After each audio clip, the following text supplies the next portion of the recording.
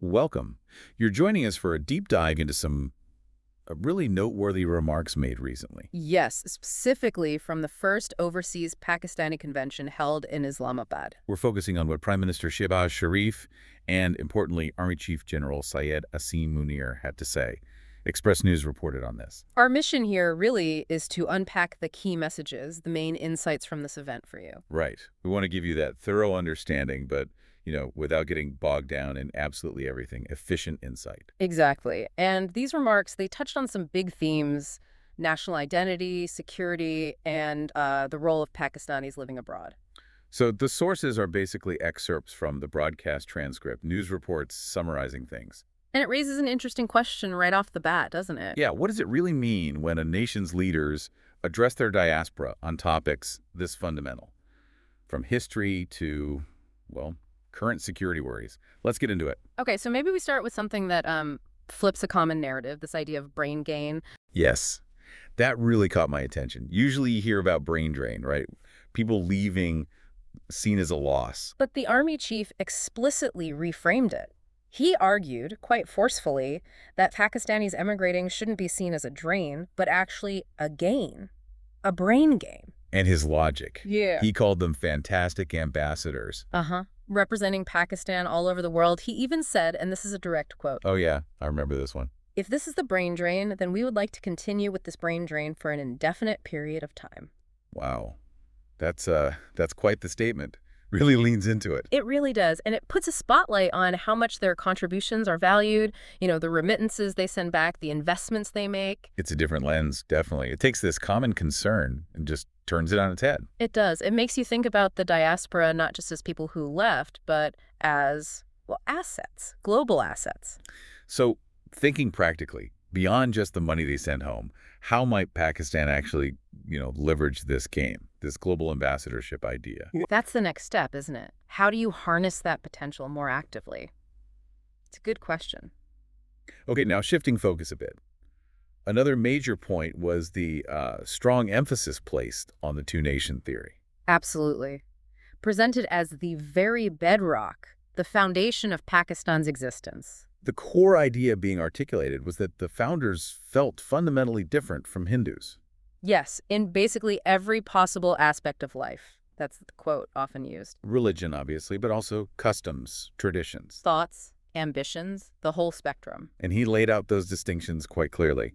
What also struck me was the call to action, almost. You mean about passing it on? Yeah, the need to remember this history, this narrative, and actively share it with the next generations to keep that connection alive. Exactly. It's about ensuring that link to Pakistan remains strong, especially for those born or living outside the country. It poses a question about how national identity persists across time and distance. So keep telling the story, basically. That seems to be the message. Keep that foundational belief front and center. Okay, so we have the value of the diaspora, this brain gain, and the core identity rooted in the two-nation theory. Then there was this deeper historical layer added. Ah, yes, the comparison. Drawing a line between Pakistan and the very first state founded on faith. Riyasat-e Tayyaba, Medina. Precisely. The state established by the Prophet Muhammad. The point made was that just as Medina was unique in being founded explicitly on faith. So too was Pakistan, founded on the Kalma. Right. He even brought in the Quranic names for Medina Yazrab, Yazbala Muqam, Fars, to really, cement that historical parallel. And the argument presented is that Pakistan is only the second state in history with this specific ideological origin. Based on the Kalma. For listeners maybe not familiar, could you just briefly touch on why the Kalma is so significant here? What does that represent foundationally? Sure. The Kalma Tayyibah is the basic declaration of faith in Islam.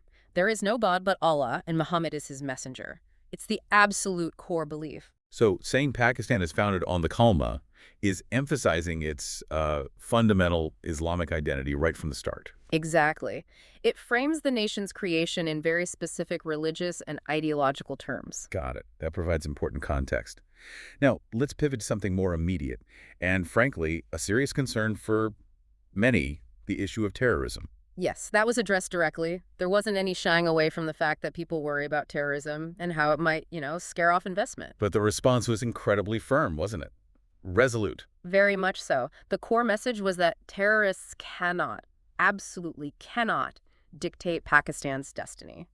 And that comparison was quite striking, talking about the Indian Army, 1.3 million strong. Right. The logic presented was, if that force couldn't intimidate Pakistan, then how could a much smaller number of terrorists possibly subdue the country or its armed forces? That's a powerful rhetorical point, It is. And the position on Balochistan was just as clear-cut. described as Pakistan's destiny, the jewel on its forehead. Uh-huh. And really dismissing the threat from insurgent groups BLA, BLF, BRA were mentioned as being essentially small scale in the grand scheme of things, not capable of derailing the province's future with Pakistan. And the imagery invoked there was quite potent, too, Yeah. talking about parents, fathers, and mothers. Yes, facing the loss of their children, soldiers lost in the line of duty, but doing so with pride for the sake of the nation. It really underscores that theme of national resilience, of sacrifice for the country. It definitely does. It paints a picture of a nation determined to withstand these challenges. Okay. So after that very strong statement on security and resilience, the idea of what constitutes a hard state was introduced. Right. And it wasn't just about military might. No, the definition given was quite specific, wasn't it? A hard state is one where all the institutions, all the government departments are working properly. Exactly. Working according to the law, according to the Constitution, fully operational. So it's about functionality, predictability, the rule of law being upheld across the board. That seems to be the core idea. A state that functions as it's supposed to, robustly and consistently. Can you give maybe a couple of practical examples? What might that look like on the ground? Well, you'd expect consistent law enforcement for everyone, courts that are efficient and seen as fair, government services actually being delivered without, excessive bureaucracy or corruption. Basically, the machinery of the state working smoothly and by the book. Okay, that clarifies it. Thanks. Yeah. Now, something very relevant to today's world social media. There was a specific caution about its use. Yes, and interestingly, it was linked back to a religious teaching from Surah al-Hujurat in the Quran. Right. What was the specific point being made there? It was about verifying information. The instruction in that surah is, essentially, if you get news from an unreliable source, the term used was fasik. You need to check it out first. Why? To avoid harming people. Precisely. To avoid acting on bad information and causing damage, even if you didn't mean to. Which stands in stark contrast to just hitting forward on everything you see online. Exactly. That forwarded as received culture. It was a call for more critical engagement with information, drawing on a deep ethical principle. A timeless message applied to a very modern problem. Okay. Then the focus shifted back to foreign policy, some key areas, starting with Kashmir. And the language here was unequivocal. Absolutely firm. Described as Pakistan's jugular vein. Yes. And a commitment that the issue, the struggle against what was termed Indian occupation, won't be forgotten, won't be abandoned. That position has been consistent for a long time. It has, and that sense of solidarity, that strong stance, was also extended to the Muslims in Gaza and Palestine. Right. The point was made that Pakistan has been using its voice, its strongest possible voice, internationally for these causes. It highlights those pillars of Pakistan's foreign policy commitments. Okay. So acknowledging all these challenges, security, information, foreign policy friction, there was still a very distinct note of optimism about the country's trajectory. Yes, definitely. A shift towards looking forward. The message seemed to be, it's not if Pakistan will rise, but how fast. That's right. The question is about the pace, the speed of progress now. A sense that the potential is there. It's about realizing it quickly. In a call to, face the difficulties, overcome them, and push forward. To chart that path toward its, quote, destined position. And it all led up to that very resonant slogan. Pakistan Zindabad.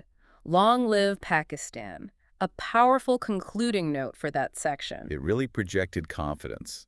And that positive feeling was also directed very clearly at the overseas Pakistanis themselves. Oh, absolutely. There was a strong expression of appreciation for them, for their feelings, their emotions towards the country, especially towards the armed forces. They were described using some very strong words, warriors, soldiers. The light of Pakistan, really elevating their status and their connection. It paints a picture of a really strong reciprocal bond. It reminds me of conversations I've had with Pakistanis abroad, that deep connection many feel.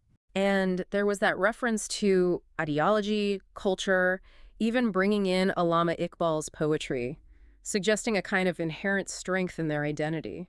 linking the diaspora back to the nation's core values and intellectual heritage. Exactly, reinforcing that deep tie. And finally, the remarks circled back to unity and vigilance, Yes, with a very stark warning, actually. about undermining security institutions. The statement was blunt.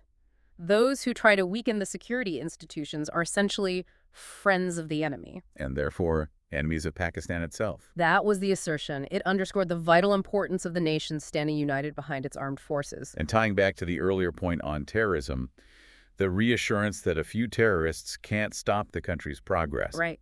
Cannot prevent Pakistan from moving towards a bright future. And it ended with a deep expression of respect for the nation's martyrs. Okay. So if we try to pull all these threads together for our listeners, Yeah. what are the main takeaways? Well, first, that strong emphasis on national identity, rooted specifically in the two-nation theory. Second, this really positive reframing of emigration as a brain gain, valuing the diaspora immensely. Then the firm stance on security, that resilience against terrorism, coupled with the definition of a functional hard state. Don't forget the call for responsible social media use, grounded in religious principle, plus the unwavering positions on Kashmir and Gaza. And underlying it all, that optimistic belief in Pakistan's upward trajectory, its path forward. And the deep appreciation for overseas Pakistanis and the need for national unity, especially in support of security institutions. Right. So hopefully this deep dive has provided a clear and useful overview of these significant remarks and the thinking behind them. And perhaps it leaves us all with a final question to chew on. Considering everything we've touched on, the history, the ideology, the current challenges like security and information, the role of the diaspora, what do you, listening now, think is the single most critical factor? The one thing that will really determine how quickly Pakistan reaches that rightful position in the Committee of Nations that was mentioned? Something to definitely think about. Thanks for joining us for this deep dive.